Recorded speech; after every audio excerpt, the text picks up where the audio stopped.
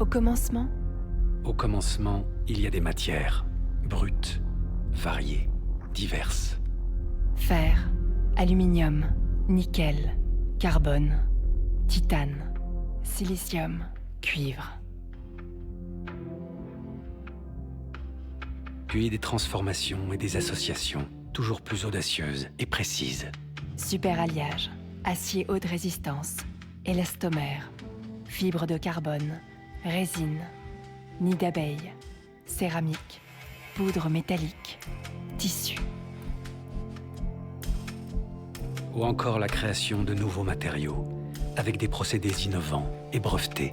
Comme les composites en fibre de carbone tissés en 3D ou les composites à matrice céramique. Au commencement, il y a des femmes et des hommes, partout dans le monde.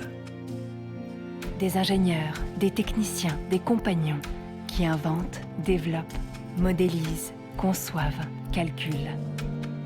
Pendant que certains testent, analysent, améliorent et que d'autres fabriquent, usinent, contrôlent, assemblent et livrent. Tous en équipe, tous engagés pour garantir la qualité.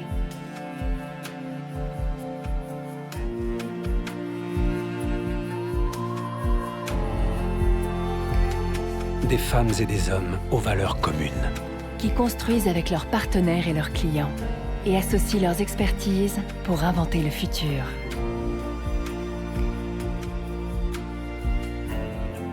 Un futur qui se construit chaque jour dans des usines de haute technologie implantées dans le monde entier. Des usines digitales mettant en œuvre intelligence artificielle, robots, cobots et lignes automatisées, utilisant la réalité virtuelle et la réalité augmentée.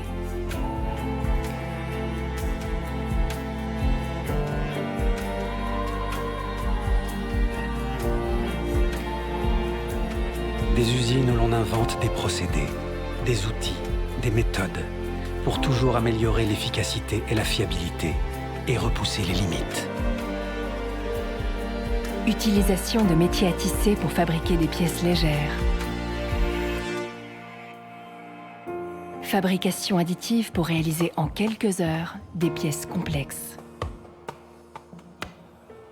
Des usines où l'on peut capter et traiter l'information, faire parler les données et les algorithmes et développer de nouveaux services. Conduite autonome, exploitation des données opérationnelles en vol, suivi de l'état de santé de nos produits, maintenance prédictive. Le monde de demain s'imagine toujours avec une longueur d'avance. Ne jamais cesser d'inventer, de se réinventer, de créer des ruptures technologiques, de penser hors du cadre. Pour proposer de nouveaux produits, être encore plus économe en carburant, réduire les émissions et le bruit, et utiliser toutes les potentialités de l'énergie électrique et de l'hybridation. Avec toujours plus de bénéfices pour nos utilisateurs, clients et passagers. Performance, confort, disponibilité, respect de l'environnement, sécurité, fiabilité, confiance.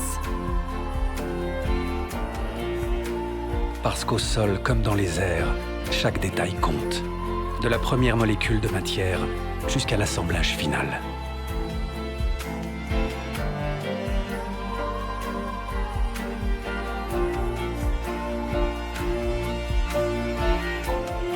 Au commencement, il y avait le rêve fou de voler, se déplacer, conquérir l'espace. Aujourd'hui, il y a Safran, 3e acteur aéronautique mondial. Un groupe qui permet à plus de 4 milliards de femmes et d'hommes de voyager partout dans le monde. Un groupe qui contribue à améliorer la protection des citoyens et facilite l'accès à l'espace. Un groupe industriel à l'identité forte, innovant, passionné. We build the future. We build the future.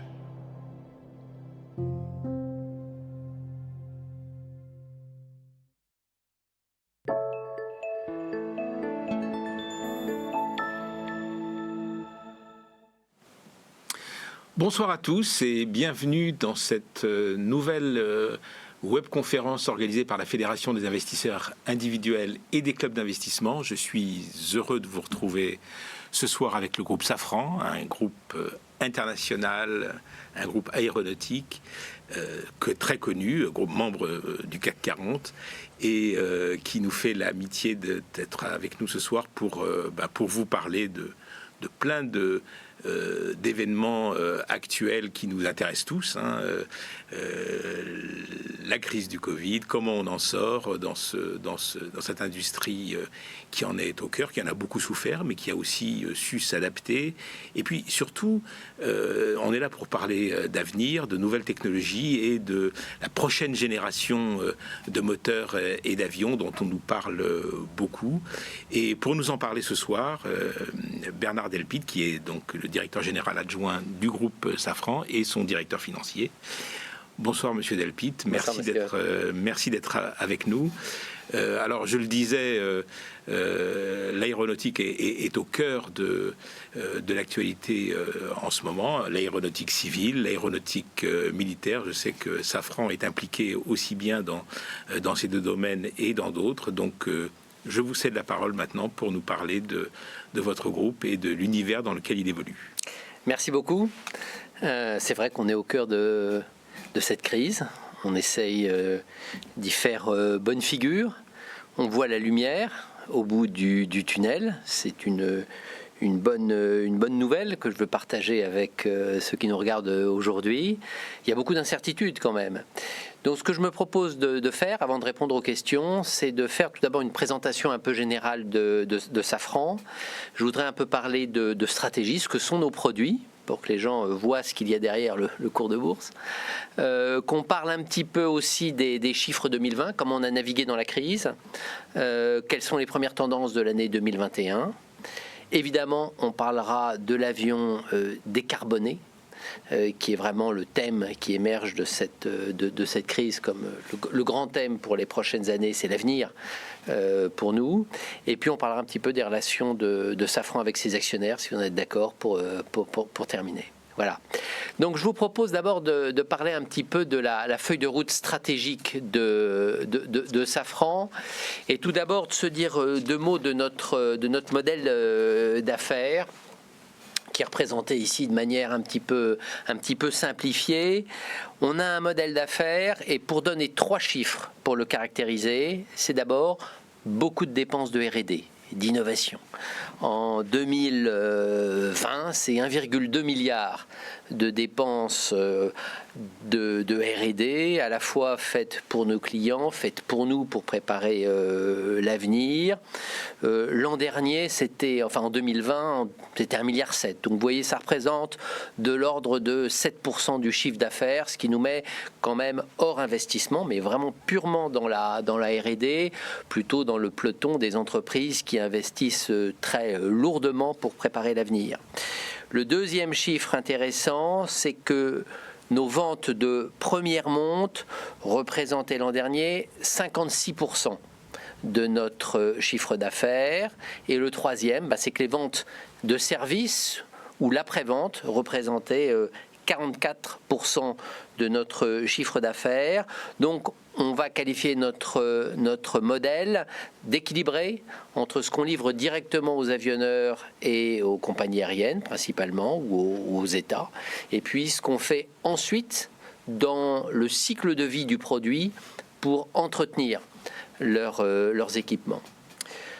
La deuxième manière de présenter l'activité de Safran, c'est de dire qu'on a un portefeuille d'activités relativement équilibré entre la propulsion, qui représentait l'an dernier 46% de notre chiffre d'affaires.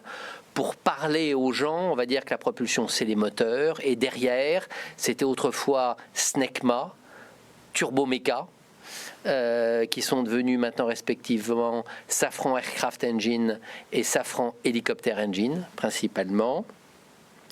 Ensuite, ce sont les équipements, aéronautique et de défense.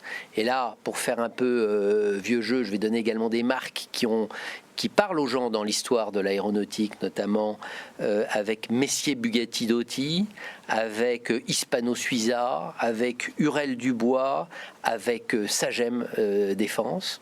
Et puis le troisième pilier, qui a été constitué au moment de l'acquisition de Zodiac Aerospace et qui représente 12% de notre chiffre d'affaires l'an dernier, c'est ce qu'on appelle les Aircraft Interiors, qui sont à la fois les activités de siège, de cabine, et puis tout ce qui concourt au confort du voyageur. Dans ce modèle d'affaires, je voudrais également attirer l'attention sur nos deux priorités absolument vraiment cruciales. C'est la réponse aux défis climatiques. On y reviendra dans la troisième partie de ma présentation. Et puis, la sécurité aérienne. L'avion est certes le mode de transport le plus sûr. J'en profite également pour dire que en grammes de CO2 par passager, il se compare très bien à la voiture aujourd'hui. Mais vraiment, c'est deux choses qu'on a profondément dans notre ADN, notamment la sécurité aérienne. On se rappelle tous des accidents du Boeing 737 MAX qui n'avaient rien à voir avec nos équipements, mais à quel point ça a marqué en 2019 l'histoire de Boeing, à quel point c'est vraiment crucial pour l'image, mais surtout, bon, évidemment, pour la sûreté des gens que nous embarquons. Et le dernier point très important dans la description de notre modèle d'affaires, c'est nos leviers de RSE, notamment tout ce qui a trait, et j'y reviendrai aussi, à notre qualité d'employeur responsable et exemplaire dans un certain nombre de sujets comme l'égalité homme-femme ou la manière dont nous gérons les relations avec nos fournisseurs. Voilà comment décrire de manière très générale le modèle d'affaires de Safran. Et donc la première de nos activités, je vous propose d'y passer un peu de temps, c'est la propulsion et notamment les moteurs civils avec deux produits phares que sont le CFM56 et le LEAP. Un petit peu d'histoire, le CFM56, ça a été une révolution dans le domaine de la propulsion, né d'une volonté industrielle d'État, puisque c'est grâce à la signature d'un accord entre le président Pompidou et le président Nixon dans les années 70 que General Electric et Snecma, à l'époque, ont créé une joint venture qui s'appelle CFM, qui a développé et qui vend maintenant, depuis le début des années 80, les moteurs CFM56, qui occupent 70% de part de marché pour les avions courts et moyens courriers. Donc, toutes les 2 secondes, alors avant la pandémie, il y avait un moteur CFM56 qui faisait décoller un avion. Donc ça a été un des plus grands succès de l'histoire aéronautique mondiale. Et le CFM56 est en voie de remplacement, mais ça prendra du temps avant que tout le parc des avions soit remplacé. Le parc CFM56, le moteur LEAP, qui a été lancé en 2016. Et dans les deux cas, CFM56 et LEAP, c'est avec le même nom, mais en fait deux moteurs différents. Un pour les Airbus de la famille A320 et un pour les Boeing de la famille 737. Donc, il y avait un CFM56 Boeing, un CFM56 Airbus, et il y a un LEAP Boeing, un LEAP Airbus, et il y aura très bientôt, dans quelques mois, un LEAP pour Comac, qui est le constructeur chinois d'avions qui s'est lancé dans le court et le moyen courrier avec un appareil qui s'appelle le C919. Donc vous voyez ici, il y a quelques chiffres qui vous sont donnés rapidement. Il y a près de 32 000 CFM56 qui ont été produits. Vous voyez qu'en dessous, il y en a 23 000 qui étaient exploités en 2020. Alors qui était moins exploité, certes, pendant cette période de Covid qu'en 2019. Et il faut bien que nos auditeurs le comprennent, c'est vraiment le trésor de Safran, parce que cette base installée au fur et à mesure de dizaines d'années de vente et de livraison comme matériel neuf, ce sont des moteurs qui passent ensuite en atelier, ce qu'on appelle les shop visits, et vous voyez que c'est une flotte relativement jeune, parce qu'en bas à gauche, on vous dit que 50% des moteurs aujourd'hui en activité n'ont pas encore connu leur premier passage en atelier, et que si on rajoute les 25% qui ont connu qu'un passage en atelier, il y a 75% de la flotte qui reste encore à maintenir en état pour une certaine durée. Et donc, c'est du cash flow relativement visible qui va bénéficier à CFM et donc à 50% à Safran dans les années à venir. Aujourd'hui, le LEAP est le moteur préféré des compagnies aériennes. Nous sommes en simple source sur le Boeing Max. On ne peut choisir que le LEAP. Alors que chez Airbus, on est en compétition avec un autre motoriste américain, Pratt & Whitney. Et notre part de marché chez Airbus est de l'ordre de 60%. Donc quand on combine les deux, c'est quand même une part de marché très, très importante qu'on a sur les courts et moyens courriers qui représentent l'essentiel en nombre d'appareils de la flotte mondiale. Alors, au-delà du CFM56 et du LEAP, qui sont les grands produits de la propulsion et de Safran comme motoriste, je ne voudrais pas oublier notre contribution au programme long courrier de General Electric. On est sur les programmes 777, 777X, 747. On est le premier motoriste pour les hélicoptères dans le monde, avec un objectif d'avoir 50% de part de marché à terme, compte tenu des investissements produits très importants qu'on fait notamment pour les hélicoptérismes des pays en développement, la Chine, l'Inde, la Russie. On est présent sur des segments plus réduits, ce qu'on appelle des niches, les avions régionaux, où on est le motoriste d'un avion russe avec un moteur qui s'appelle le SAM-146. Et on a développé, avec moins de succès, c'est vrai, puisqu'il n'y a pas de clients, mais c'est pour nous aujourd'hui une plateforme de R&D formidable, le Silvercrest, qui était au début destiné à Dassault, puis nous n'avons pas pu aller au bout du développement. Puis ensuite Cessna qui a mis entre parenthèses son développement aussi. Mais ça a été pour nous une plateforme importante pour développer nos compétences. Et puis dernier point, vous l'avez cité tout à l'heure dans votre propos liminaire, c'est notre participation au grand programme militaire, puisque nous sommes le motoriste du Rafale, avec un moteur qui s'appelle le M88, qui a d'abord équipé l'armée française et qui connaît aujourd'hui un succès à l'export. Nous avons contribué au moteur de l'A400M, le transport militaire européen, avec un moteur qui s'appelle le TP400, nous en collaboration avec les principaux motoristes européens.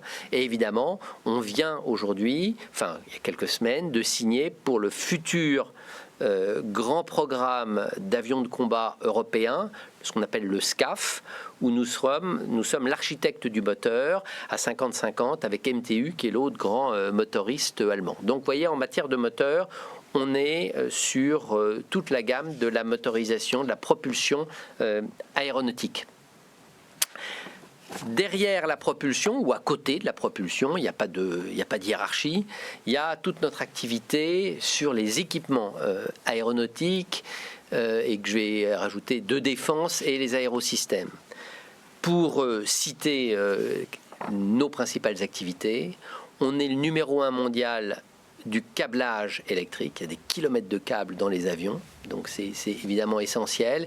Et on est au 2e rang mondial derrière un Américain pour la génération électrique et la distribution électrique à bord des aéronefs.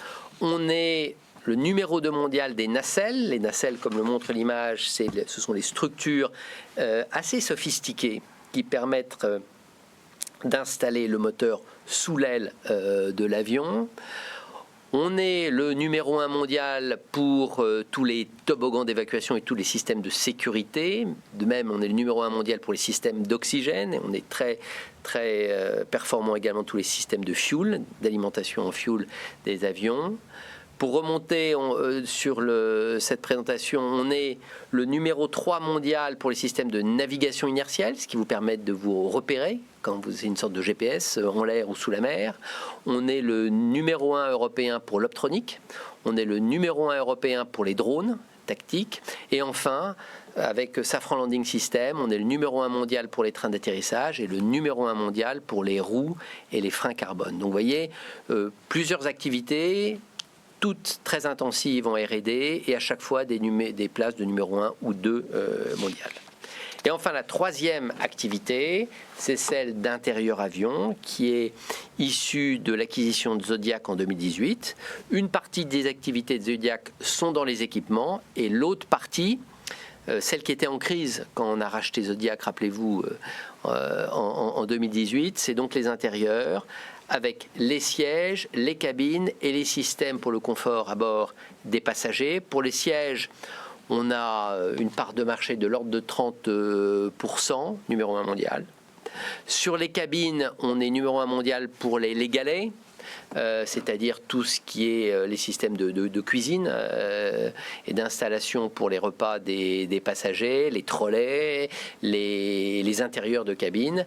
Et on a une part de marché de l'ordre de 22% à peu près pour les intérieurs cabines de l'aviation régionale et d'affaires, qui est souvent un marché de niche, mais particulièrement important. Voilà quels sont les domaines dans lesquels on intervient pour faire simple et court pour nos auditeurs. Ce panorama, il est en évolution permanente. Parce que, et c'est le cercle qui décrit un peu la dynamique du secteur, évidemment les enjeux environnementaux font évoluer nos technologies, et pas simplement pour les moteurs. Un des grands enjeux pour les équipements, c'est d'alléger tous les équipements qui sont à bord des avions, parce que c'est ça qui fait la puissance des moteurs dont on doit équiper les avions, et donc derrière les émissions de CO2. Donc c'est vraiment une révolution qui a vocation à changer la totalité du spectre des équipements aéronautiques. Il y a au-delà de cela des ruptures technologiques qu'il va falloir préparer pour les prochaines générations d'avions. J'y reviendrai tout à l'heure, mais vous avez peut-être vu que à mi-juin, on avait présenté avec General Electric nos programmes de recherche pour le moteur des années 2030, qui est un moteur où il n'y a plus de carénage des fans devant. Donc c'est vraiment des ruptures et c'est beaucoup d'années de recherche pour qu'on puisse déjà présenter ce projet, mais ensuite l'amener à maturité. Tout ça conduit à des schémas d'intégration, de consolidation entre les différents acteurs qui vont être amenés à évoluer. Il y a aujourd'hui beaucoup de sous-traitants, de fournisseurs, mais il y a de moins en moins de gros parce qu'eux, ils se sont rapprochés. Je vais prendre l'exemple des États-Unis, où il y avait United Technologies, qui avait beaucoup d'activités, elles-mêmes issues de consolidation avec des noms prestigieux de l'aéronautique américaine comme Rockwell Collins, qui s'est rapproché de Raytheon, qui est principalement une sorte de gros conglomérat, mais principalement militaire, qui est devenu, donc l'ensemble est devenu Raytheon Technologies, qui est un très gros du secteur. Mais nous-mêmes, on s'est rapproché de Zodiac en 2018, et il y a en permanence des opérations. Leonardo, en Italie, vient de prendre une participation dans Hensoldt en Allemagne, qui lui-même avait été vendu par Airbus à KKR. Donc il y a en permanence une consolidation, des modifications de périmètre qui interviennent dans ce secteur de l'aéronautique et de la défense.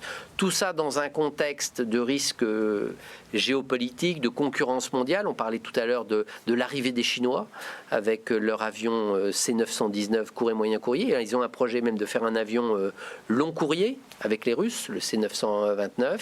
Et dans un contexte où les autorités nationales reprennent, j'allais dire, un petit peu de pouvoir pour notamment tous les sujets de certification. On l'a vu avec les autorités américaines au moment de la recertification du MAX qui avait été cloué au sol, et ses relations avec les autorités européennes, maintenant une autorité spécifique britannique sans doute après le Brexit, et puis l'autorité chinoise qui a son mot à dire également pour la sécurité des vols en Chine. Donc tout ça fait un contexte très évolutif qui nous conduit à en permanence ajuster notre feuille de route stratégique. Mais en tout cas, ce qui nous semble certain, même si le Covid a été un choc considérable, et on reverra les chiffres pour nous dans l'histoire de l'aéronautique, vous le voyez sur ce graphique, après une hausse continue, une chute terrible en 2020, mais les perspectives sont plutôt celles de la reprise d'une croissance importante. On pense que le trafic aérien sera multiplié par 1,8, 1,7, 1,8 d'ici 20 ans. Alors il n'y a pas longtemps on disait il sera multiplié par 2 partant d'une base plus importante. Maintenant on dit multiplié par 1,8 partant de nos situations de 2020. Mais des secteurs économiques qui ont une telle croissance devant eux, il n'y en a pas énormément. Donc on est très motivé pour poursuivre notre aventure dans le secteur aéronautique. Voilà pour le panorama général. Je vous propose de se dire deux mots des chiffres qui sont importants.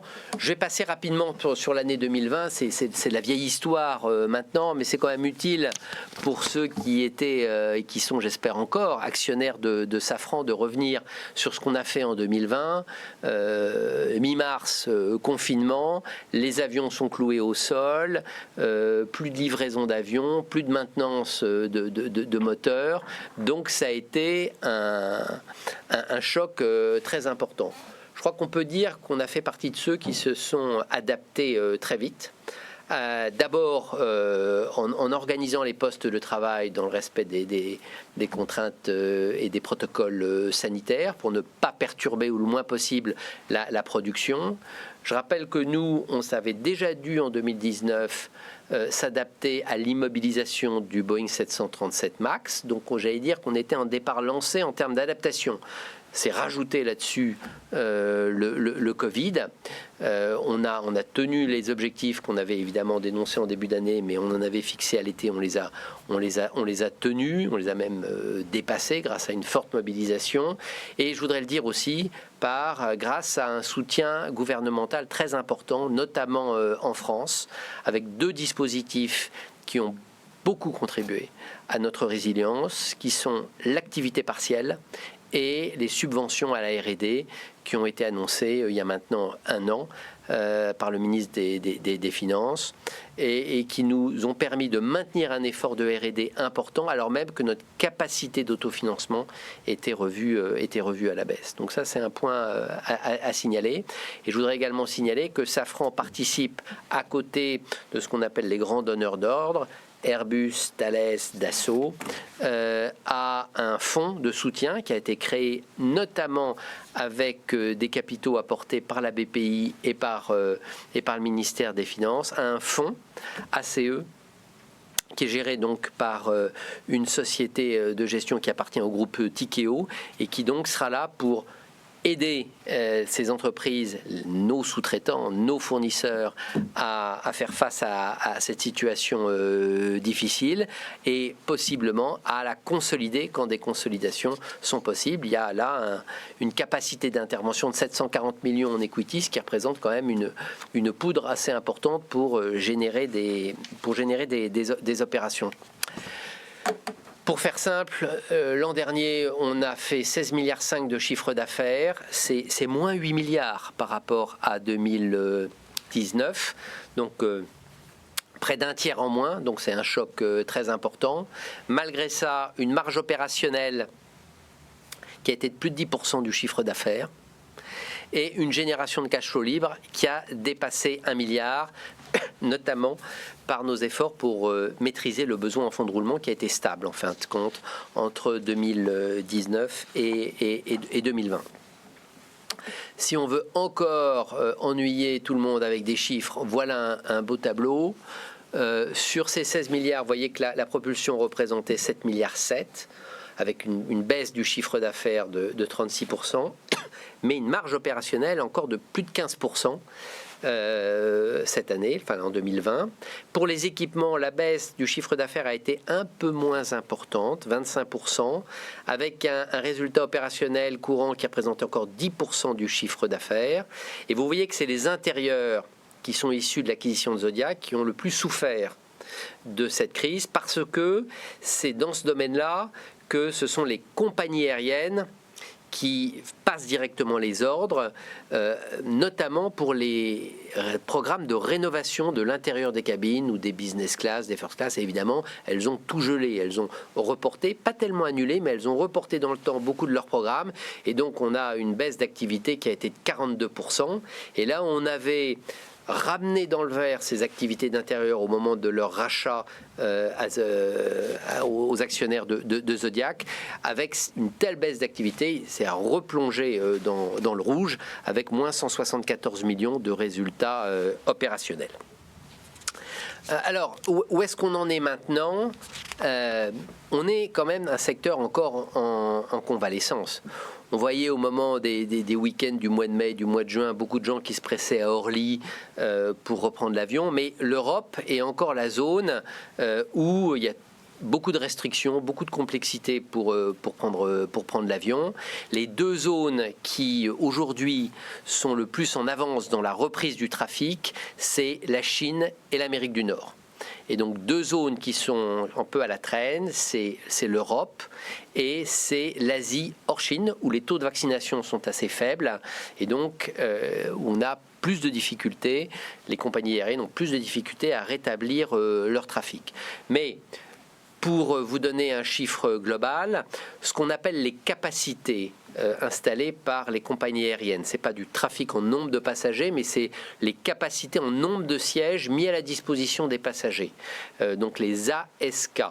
Pour les courts et les moyens courriers, on est de l'ordre de moins 39, moins 40% par rapport à 2019. Alors on avait plongé jusqu'à moins 60% à peu près, donc c'est un petit peu mieux, mais vous voyez qu'on est encore loin d'avoir retrouvé le niveau de 2019. Et donc, la courbe verte que vous voyez là, c'est les points mensuels ou hebdomadaires qu'on voit, et les deux courbes bleues et rouges, c'est celles qu'on avait tracées l'an dernier très tôt, pour essayer d'expliquer au marché comment on voyait la reprise. Il y avait un scénario favorable, le bleu, on voit qu'on n'y est pas. Il y avait un scénario défavorable, le rouge. Lui aussi, on pensait être plutôt au-dessus du rouge. Là, on est en dessous du rouge. On pense que ça va remonter vite, mais tout dépend un peu de la saison estivale. Et c'est pour ça que dans nos objectifs 2021, on a prévenu le marché que le premier semestre serait encore un semestre de crise et qu'on attendait la reprise au deuxième semestre. Et c'est ce dont on va parler maintenant. Vous voyez que notre premier trimestre, en fait, on a fait un chiffre d'affaires de 3,3 milliards, qui est encore en baisse de 38%, 37,9% par rapport à 2020, dont le premier trimestre, en fait, avait été assez peu affecté par la crise. Donc, on a des bases de comparaison qui sont encore élevées, ce qui ne va plus être le cas dès qu'on va parler du deuxième trimestre et évidemment du deuxième semestre. Donc, au premier trimestre, on a livré moins de LIP que ce qu'on avait fait au début de l'année dernière. On a enregistré beaucoup moins d'activité de maintenance pour les moteurs, moins 53%. On a livré moins d'équipements pour les gros porteurs, notamment Boeing, où il y a le 787 qui est un des programmes phares de Boeing, qui avait maintenu des cadences élevées l'an dernier. Les cadences ont été divisées par 2. Là aussi, les activités de service ont fortement baissé. Et puis, sur les activités d'intérieur, le premier trimestre, on pense, a été le creux de la crise. Beaucoup de compagnies aériennes avaient repoussé leurs activités et elles ne les ont pas encore complètement reprises. Donc cette année, nos objectifs, c'est, on pense, avoir encore une baisse du chiffre d'affaires cette année. Nous pensons avoir une marge opérationnelle en taux qui va progresser par rapport à l'an dernier grâce à la maîtrise des coûts et la reprise de l'activité sur le second semestre, et on pense encore générer du cash. C'est pour ça que je vous disais que la lumière était au bout du tunnel. Je vous propose de passer rapidement sur tous les éléments qui sont disponibles sur notre site internet, sur les messages fondamentaux de Safran, pour revenir un petit peu sur l'avion décarboné qui est un sujet crucial pour notre avenir.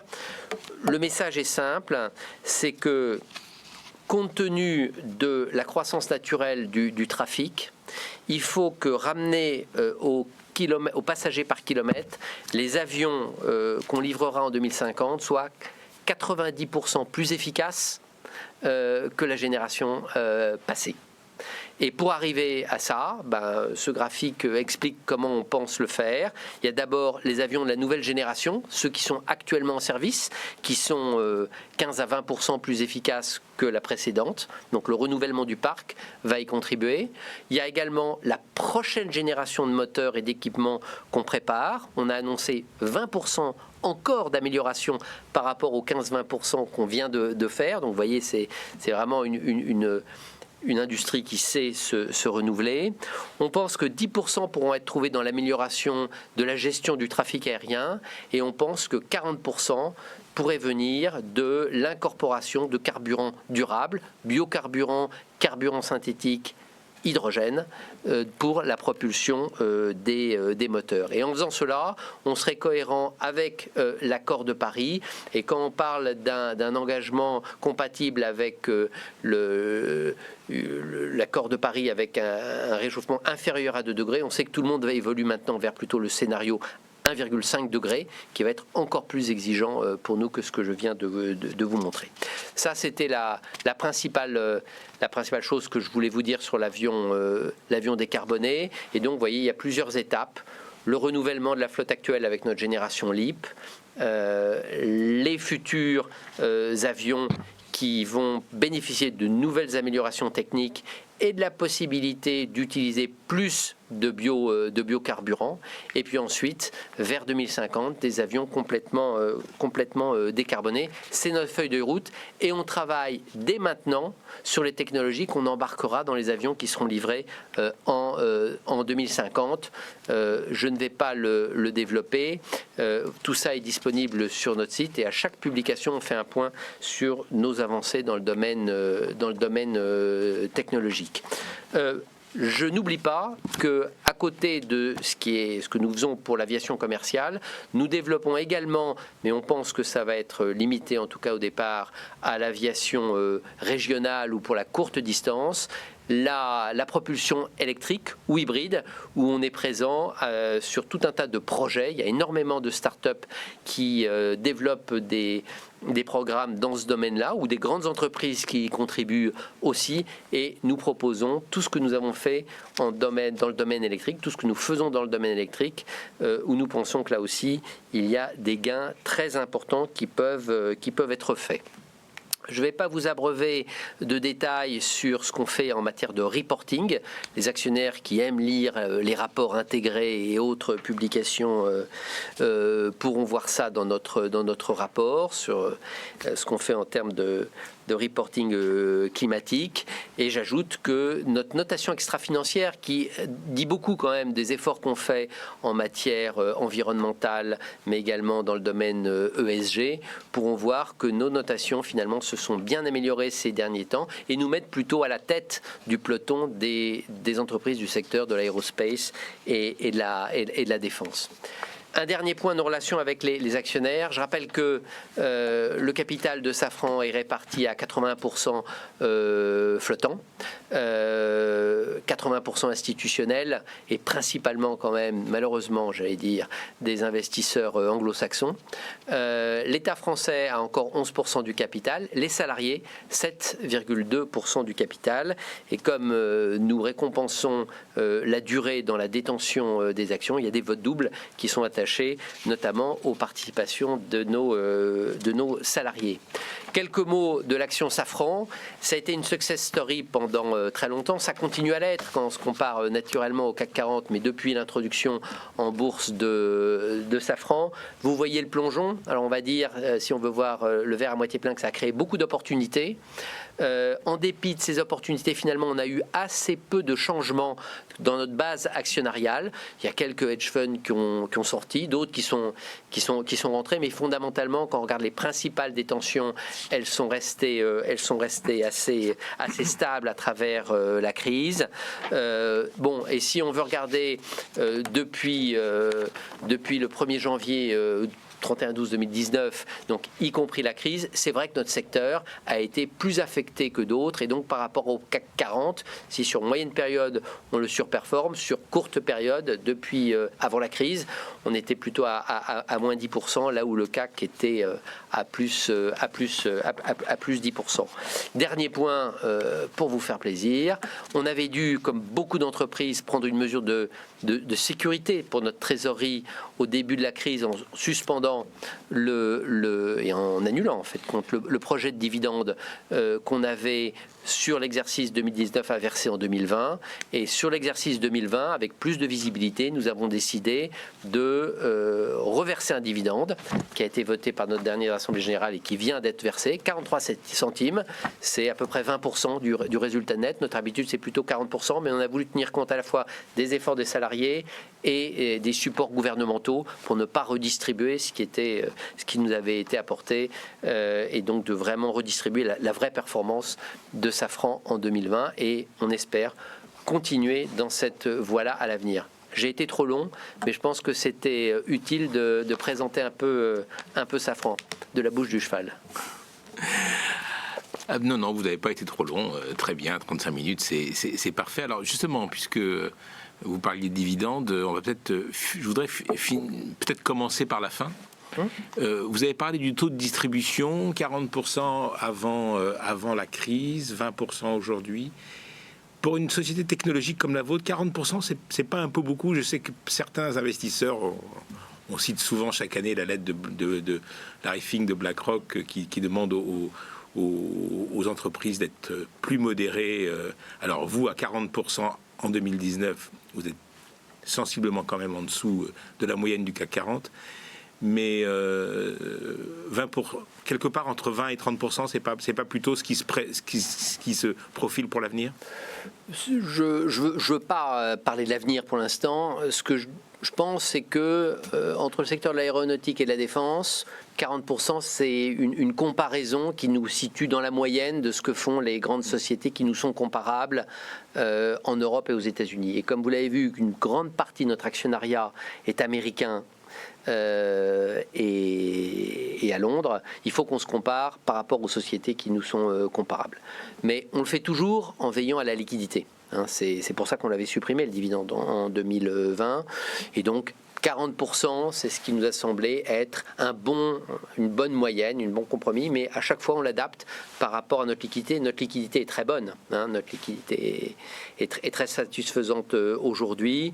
Et donc quand on dégage un cash qui était avant la crise proche de 2 milliards, en reverser une partie, la transformation du résultat en cash est autour de 60%.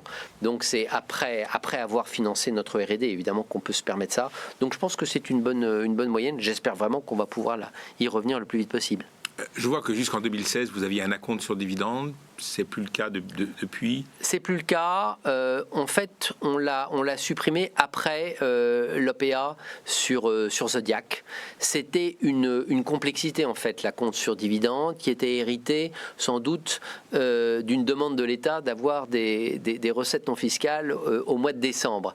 L'État a accepté, et on le remercie, de revenir à un schéma plus normal, de ne pas faire cette double distribution qui objectivement est une source de simplification. Alors nous avons une première question d'un actionnaire qui veut savoir, alors vous en avez un petit peu parlé, mais peut-être que vous pouvez développer un petit peu, si vos grands investisseurs vous ont maintenu leur confiance durant cette période très particulière. Alors la réponse est oui, je l'ai dit, dans nos 10 plus grands investisseurs, il n'y a pas eu de changements fondamentaux, à part un ou deux hedge funds, un qui est sorti et qui détenait des actions Safran depuis très longtemps. Il ne faut pas confondre hedge fund et spéculateur, ce sont deux choses différentes, c'est une méthode d'investissement, il y a une confusion. Donc c'était quelqu'un c'était un fonds de New York avec qui on avait d'excellentes relations, qui a eu des besoins de liquidité, et il y avait une telle plus-value à faire sur Safran qu'il l'a fait. Mais d'autres sont venus à ce moment-là, parce que vous avez vu tout à l'heure dans la courbe sur l'évolution du cours, il y a eu une opportunité. Mais globalement, grande stabilité de nos investisseurs qui, comme beaucoup d'investisseurs, enjambe la crise pour regarder à horizon 5 ans, 10 ans, comment le secteur va se présenter. Ils sont plutôt assez confiants. Pendant toute cette période-là, on a entretenu avec eux des relations très fréquentes. En dehors même des périodes de publication, on fait des roadshows, alors qui ont été virtuels malheureusement, mais on leur explique nos résultats. Je me rappelle très bien la période de mi-mars à fin avril. Toutes les semaines, presque, on prenait 5-10 minutes par semaine au téléphone ces grands gérants pour leur expliquer comment on gérait la crise, où était la liquidité. Et ça a payé parce que finalement, nos grands investisseurs sont restés là. Alors, on va peut-être revenir maintenant à l'activité. Alors on va peut-être, je vais l'aborder par le petit bout de la lorgnette, puisqu'on a reçu une question. Alors on n'a pas aujourd'hui, mais au moment de l'inscription des participants. Est-ce qu'il y aura un salon de l'aviation cette année ? Alors le salon du Bourget a été annulé, ça a été annoncé au début de l'année, et donc c'est tous les 2 ans. Tous les 2 ans. Voilà. Donc maintenant, ce sera, voilà. S'il a lieu, ça sera 2023. Voilà. Mais je rappelle que les années paires, pour ceux qui veulent y aller, il y a le salon de Farnborough. Farnborough en Grande-Bretagne. Mais le grand salon, c'est le Bourget, et donc il faudra attendre maintenant 1 an. D'accord. Autre question qu'on nous a posée, c'est sur les opérations de croissance externe. Comment est-ce que vous faites surtout de la croissance organique, ou est-ce que vous avez racheté Zodiac il y a quelques années, mais vous nous avez parlé tout à l'heure de start-up qui ont beaucoup qui sont sources d'innovation, en particulier dans le moteur électrique. Comment se passe, alors, à côté de la croissance externe, comment se passe cette relation que vous avez avec ces startups ? Est-ce que vous investissez directement dedans, ou est-ce que vous participez à des programmes de recherche ? Comment les choses s'organisent ? Alors, pour tout de suite clore le sujet croissance externe, on en a fait à l'entrée et à la sortie. Je vous rappelle que quand on a acheté Zodiac, c'est qu'on avait cédé avant notre activité de sécurité qui s'appelait Morpho. Donc tout ça se fait dans un cadre stratégique qui était celui de la concentration sur l'aéronautique, et dans une discipline financière que on vend avant d'acheter, et donc ça me permet d'avoir un endettement très faible de Safran, et on n'a pas de grosses opérations dans les tuyaux. Quand on regarde le panorama, il n'y a pas beaucoup de grosses opérations à faire, et donc on a en permanence un filet de prospects, de choses qu'on regarde pour venir compléter notre gamme de produits, mais rien qui soit structurel pour Safran, en tout cas aujourd'hui, rien de tel. La question que vous posez est un peu différente, c'est comment on organise nos relations avec tout ce milieu des jeunes entreprises innovantes, des start-up. Pour cela, nous avons créé en 2015 un fonds qui s'appelle Safran Corporate Venture, qui est doté aujourd'hui à peu près de 80 millions, dont la moitié à peu près a été investie, donc il y a l'autre moitié à investir, où là, on identifie des entreprises qui sont vraiment au début de leur vie, qui ont besoin de capital à la fois patient, mais à ce qu'on appelle early stage, au tout début de leur vie, et qui sont sur des technologies pour lesquelles on peut avoir un sponsoring au sein des différentes activités de Safran.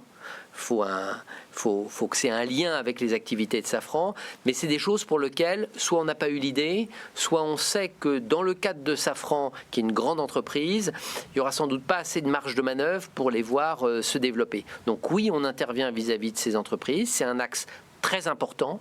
Je vais prendre un exemple sur tout ce qui est la technologie des batteries. Qui sont des domaines où on n'est pas directement industriel, on ne fabrique pas de batteries, mais en revanche, il y a beaucoup d'entreprises qui développent des nouvelles technologies, soit pour la chimie elle-même des batteries, soit pour le packaging des batteries, pour la gestion des batteries. C'est un domaine dans lequel on est intervenu par notre fonds Safran Corporate Venture. Donc oui, c'est une façon de gérer autrement l'innovation, parce que parfois dans le cadre de grandes entreprises, on a tendance malheureusement à souvent soit avoir des grands programmes, soit asphyxier les petites initiatives, et donc c'est une bonne façon pour faire éclore ce genre d'activité. On le voit bien dans le domaine de la pharmacie par exemple, c'est Je frappant. ne sais pas si on va avoir quelque chose qui va ressembler à l'ARN messager de la pharma, mais on espère dans un certain nombre de technologies prometteuses. Alors, vous parliez des batteries, justement. On en entend beaucoup parler d'investissements massifs dans l'automobile, mais assez peu dans l'aéronautique. Est-ce que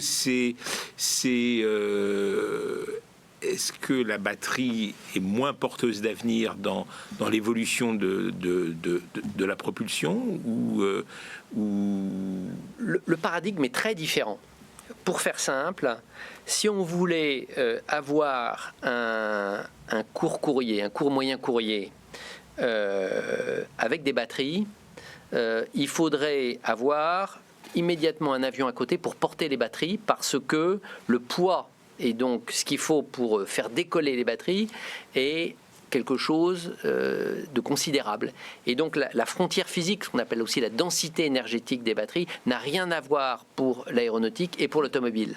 L'automobile, l'inertie, vous poussez, vous donnez avec un peu de puissance le couple, c'est parti, et vous gérez finalement la puissance, l'autonomie, et assez vite, on se rend compte qu'il y a un vrai sens industriel maintenant à développer des batteries pour l'automobile. Pour l'aviation, il y a des limites physiques qui font que nous ne pensons pas que la batterie soit quelque chose qui viendra proposer une solution pour l'aviation commerciale. Pour l'aviation générale, pour les petits avions, j'en ai montré quelques exemples, on peut imaginer la batterie principalement en complément d'une propulsion classique ou améliorée avec des carburants durables, donc ce qu'on appelle l'hybridation de la motorisation, mais pas comme mode de propulsion sur ce qu'on va voir très bientôt et qu'on voit déjà pour les voitures. Et l'hydrogène ? Alors l'hydrogène, c'est... Airbus a annoncé quand même des annonces importantes avec des ambitions très, très fortes. Je présume qu'ils vous ont consulté avant. On en parle évidemment avec Airbus. C'est une des options possibles, l'hydrogène, qui est compliqué à maîtriser. L'hydrogène selon plusieurs formes, soit c'est un carburant qu'on peut brûler, et on peut déjà brûler de l'hydrogène dans nos moteurs, et on va faire en sorte que nos moteurs soient compatibles à 100% avec des nouveaux carburants dont l'hydrogène, soit c'est la pile à combustible qui pose des problèmes de même nature que les batteries dont j'ai parlé tout à l'heure. Donc l'hydrogène, c'est une option importante, on y travaille. On y travaille avec Airbus aussi, mais c'est une option très ambitieuse. J'en profite pour dire que nous avons l'expérience déjà de l'hydrogène, puisque vous savez sans doute que Ariane Group, une partie de sa propulsion, est faite par des moteurs à hydrogène. Donc on est déjà, puisque nous avons 50% avec Airbus d'Ariane Group, on est déjà un spécialiste de la propulsion via l'hydrogène. Alors justement, ces problématiques environnementales, est-ce que maintenant on entend quand même beaucoup de gens, encore que faut voir si en pratique ils appliquent leurs idées, mais dire que voilà, ils vont plus prendre l'avion, ils vont se limiter à des déplacements courts. Alors on entend surtout ça en Europe, mais est-ce que c'est une variable peut-être pas qui vous inquiète, mais que vous prenez en compte, et comment voyez-vous ce mouvement se développer dans les années qui viennent ? Alors, c'est un mouvement qui existe, et donc on le factorise d'une certaine manière dans nos projections d'évolution du trafic et de la flotte. Donc oui, on l'intègre. 1,6 au lieu de 2. C'est un 0, quelque chose, mais qui, sur 20 ans, représente quand même un facteur à prendre en compte. Je distingue ce mouvement du mouvement beaucoup plus important, structurel, de décarbonation de l'aviation. Nous pensons qu'on va devoir pouvoir continuer à voler en réduisant drastiquement l'empreinte environnementale. Et donc, l'espèce de choix entre je vole et je pollue, et donc je ne veux pas polluer, donc je vole pas, c'est une dialectique dans laquelle on ne veut pas s'inscrire. J'aimerais bien qu'on revienne sur la propulsion et vos relations avec General Electric et aussi avec MTU. Vous avez parlé d'être co-architecte dans le développement de la propulsion du SCAF, le futur... On est l'architecte, en fait. Vous êtes l'architecte. On est à 50-50 sur le programme. D'accord. Nous sommes l'architecte. et MTU représente une part équivalente à la nôtre, mais en termes d'architecture, il faut qu'à un moment qu'il y ait, si vous voulez, une personne qui bat la mesure, et pour le moteur, on va être l'intégrateur et l'architecte. Mais MTU va représenter 50% du programme. Oui. D'accord. Bon, alors là, il s'agit d'un nouveau programme, donc on ne peut pas en tirer beaucoup d'expérience, mais CFM 56 et LIPS, vous l'avez rappelé, c'est né, en tout cas CFM 56, d'une volonté politique forte entre les États-Unis et la France. Mais j'imagine que General Electric a été un partenaire fidèle, mais il n'y a jamais eu des tentations d'un côté comme de l'autre de reprendre son indépendance. Je ne crois pas, parce que c'est un partenariat extrêmement efficace. Donc, aucun des partenaires n'a le sentiment que l'autre fait du gras sur le dos de l'autre. Et donc, c'est très profitable. On s'est réparti le travail. Ce qui est intéressant, c'est qu'on se l'est réparti presque physiquement. C'est 50-50 quand on regarde le programme, mais ces 50-50 représentent des pièces sur le moteur.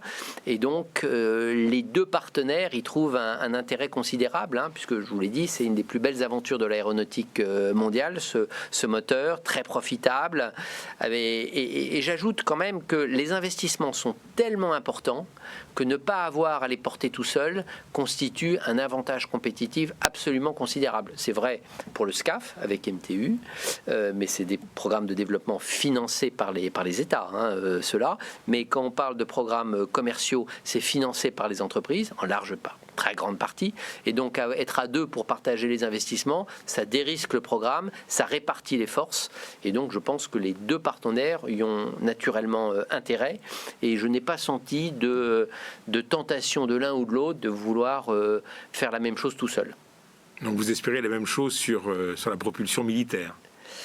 Sur la propulsion militaire, c'est un petit peu différent. Le programme n'est pas exactement organisé de la même manière, mais oui, c'est ce qu'on veut. Je ne dis pas que le SCAF, pour la partie motorisation, c'est le CFM militaire, c'est très différent. Mais on espère en tout cas qu'on est parti pour de très beaux développements et une longue histoire commune avec MTU sur la partie militaire. Alors, le SCAF, mais pour des raisons qui sont très très différentes, mais a donné lieu à une négociation longue, et maintenant on attend la même issue favorable pour les drones. Ou est-ce que vous pouvez nous en dire un mot sur l'Eurodrone? Je vais pas être très bavard sur le sujet, parce que nous-mêmes on est intéressés par l'Eurodrone pour la partie motorisation. Et on espère que le choix sera fait de notre moteur, qui est un moteur européen, qui est ce qu'on appelle ITAR free, c'est-à-dire qu'il n'y a pas d'autorisation à demander à quiconque sur l'utilisation de en particulier les Américains. de la technologie, je ne l'ai pas dit. Et donc on attend une décision qui sera prise par Airbus dans les prochains mois. Voilà, c'est tout ce que je peux dire, et on espère beaucoup que ce programme se fera, et avec nous à bord. Peut-être pour finir, parce que le temps tourne, sur le soutien public. Alors vous avez dit l'État a été présent, et on le comprend, l'année dernière. Est-ce que il l'est toujours maintenant, ou est-ce que c'est moins nécessaire? Et puis je me souviens que lors des premières réunions d'actionnaires que nous avons fait avec votre société, il y a quelques années, sa participation était supérieure à 30%. Aujourd'hui, on est à 11%. Est-ce que ça y est, on est arrivé à un niveau de participation que l'État veut maintenir, ou est-ce qu'on parle d'un désengagement futur? De ce que je comprends, l'État n'a pas envie de se désengager de Safran, qui est une entreprise stratégique. Oui. Il sera toujours présent d'une manière ou d'une autre. Il sera toujours présent, en tout cas, je crois, par son actionnariat. Mais on peut intervenir utilement, autrement aussi, qu'en étant actionnaire d'une entreprise. Et il le fait par la réglementation, il le fait par le soutien à l'investissement. Et le message ici, c'est que, pour nous, le besoin de soutien est encore très fort. Certes, il y a eu un programme qui a été annoncé l'an dernier, qui va nous permettre de financer une partie de nos investissements qui sont très lourds de R&D, ceux que j'ai indiqué tout à l'heure avec General Electric, mais on a encore besoin de ce soutien public.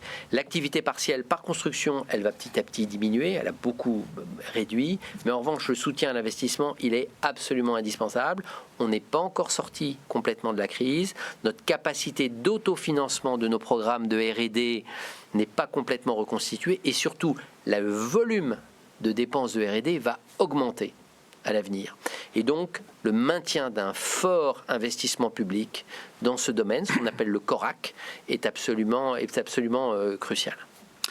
L'Europe et les États-Unis ont enterré la hache de guerre dans la guerre commerciale qui les opposait depuis quelques années. C'est un soulagement pour vous ? Précisément, pour nous, ça n'a pas beaucoup d'impact direct, c'était les avions qui étaient concernés et pas les équipements et même les moteurs. Donc pour nous, ça n'a pas d'impact direct, mais c'est globalement bon pour le commerce, pour les affaires et pour les relations transatlantiques. Alors là, c'est aux financiers que je m'adresse, parce que la question nous a été posée très récemment. Pourquoi rembourser de façon anticipée l'Océan 2023 ? Bonne question, et question technique, pour deux raisons en fait compte.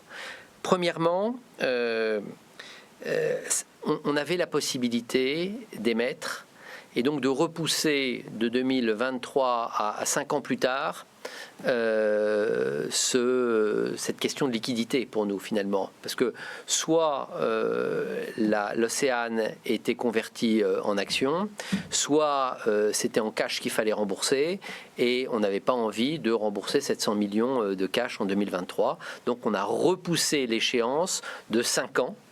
Et on l'a fait à des conditions financières qui sont celles du moment, qui sont extravagantes.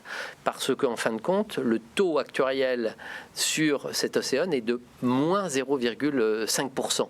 Donc pourquoi renoncer à ce type d'opération financière ? Et la deuxième raison, c'est qu'on a pu réduire et repousser même le risque de la dilution pour les actionnaires, puisque la conversion est passée de 140 à plus de 180 euros.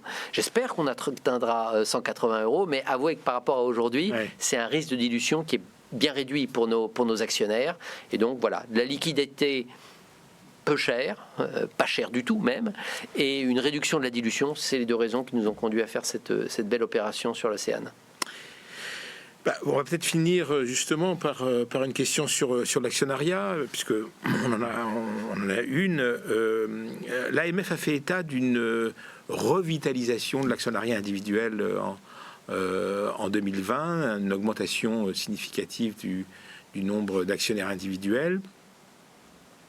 Certaines sociétés ont fait état d'ailleurs d'une augmentation du nombre de leurs actionnaires. Qu'est-ce qu'il en a été pour vous ? Est-ce que vous avez senti, vu en mars-avril 2020, des achats opportunistes de la part d'actionnaires individuels ? On ne l'a pas vu. L'actionnariat individuel, en dehors des salariés, anciens salariés, c'est 6% à peu près de notre capital. Il est assez stable.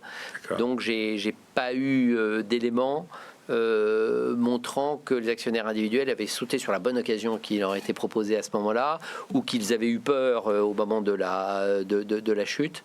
Non, c'est assez stable, mais ils sont accueillis les bras ouverts chez Safran, ces actionnaires individuels. Bon, écoutez, j'espère que notre réunion de ce soir les incitera à répondre à votre invitation, bien que le cours soit bien monté. Là, on est à des multiples de capitalisation relativement élevés, mais ce qui est de qualité se paye cher, c'est bien connu. Et le prix s'oublie. C'est bien connu.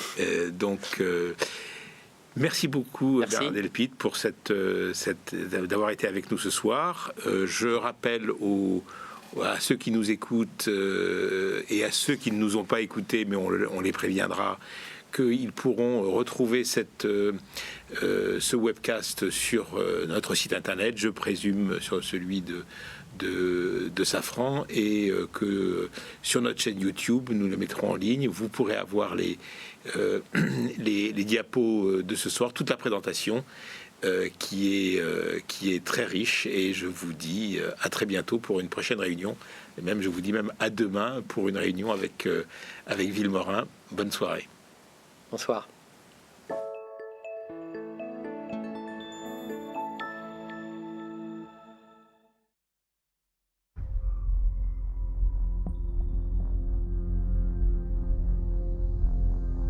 commencement, Au commencement, il y a des matières, brutes, variées, diverses. fer, aluminium, nickel, carbone, titane, silicium, cuivre. Puis des transformations et des associations toujours plus audacieuses et précises.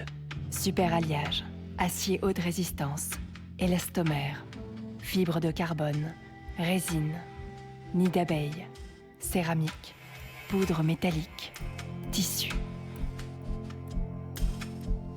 Ou encore la création de nouveaux matériaux, avec des procédés innovants et brevetés. Comme les composites en fibre de carbone tissés en 3D ou les composites à matrice céramique. Au commencement, il y a des femmes et des hommes, partout dans le monde. Des ingénieurs, des techniciens, des compagnons qui inventent, développent, modélisent, conçoivent, calculent.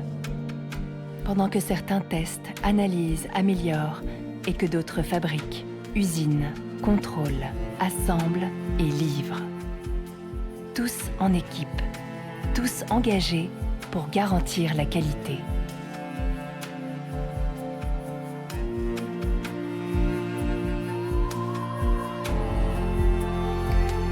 Des femmes et des hommes aux valeurs communes. Qui construisent avec leurs partenaires et leurs clients et associent leurs expertises pour inventer le futur.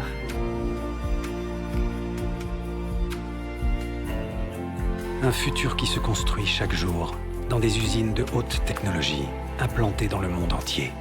Des usines digitales mettant en œuvre intelligence artificielle, robots, cobots et lignes automatisées, utilisant la réalité virtuelle et la réalité augmentée.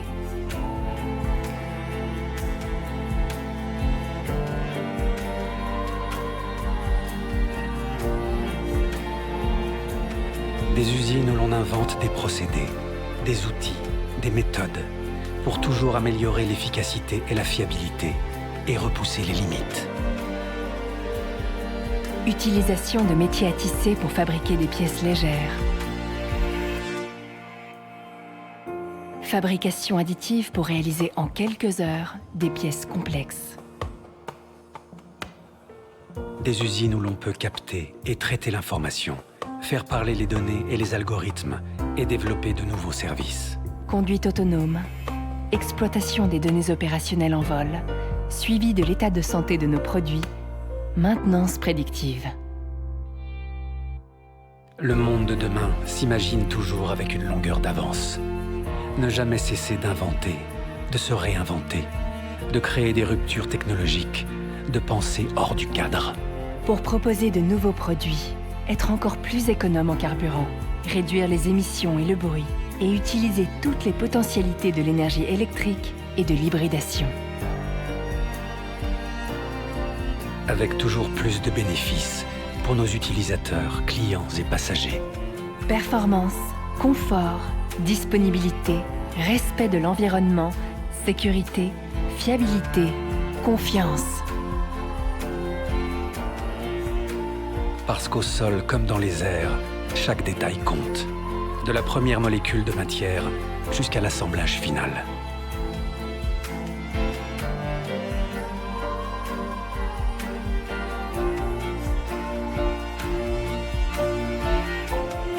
Au commencement, il y avait le rêve fou de voler, se déplacer, conquérir l'espace. Aujourd'hui, il y a Safran, 3e acteur aéronautique mondial. Un groupe qui permet à plus de 4 milliards de femmes et d'hommes de voyager partout dans le monde. Un groupe qui contribue à améliorer la protection des citoyens et facilite l'accès à l'espace. Un groupe industriel à l'identité forte, innovant, passionné. We build the future. We build the future.